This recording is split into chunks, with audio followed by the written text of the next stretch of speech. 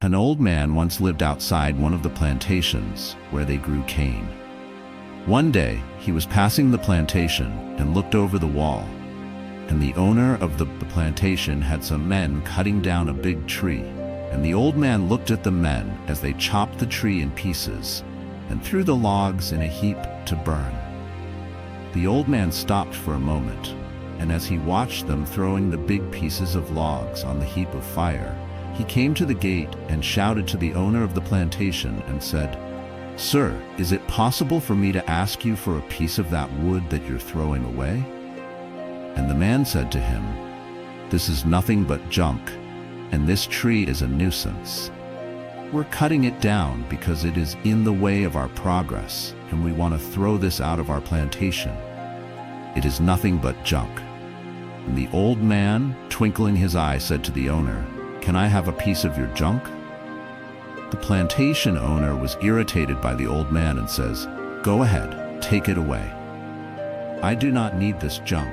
And the old man picked up a large piece of that chunk of the tree and hoisted it on his shoulders, and he staggered back to the village in our island with this heavy piece of junk on his shoulder. He walked into his little cabin and he placed the piece of junk in the middle of the floor. Then he did something very rare in most of our lives. He picked up his chisel and his hammer, and he walked around the piece of junk as if he was possessed with some spirit, and he kept stopping for a moment, and he looked at the junk, and he would seem as if he saw something in the piece of junk. Suddenly he took his hammer and his chisel as if he was possessed, and he began to beat the piece of junk with the hammer and the chisel. And as he swung, pieces flew from that piece of junk, and he worked as if he was under a spell, and he kept on sweating and beating and chiseling the piece of junk.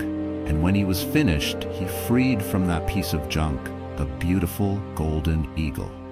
He was so exhausted at 4:30 a.m., he fell among the chips of wood and fell asleep, clutching tightly to the eagle he had freed from that piece of junk.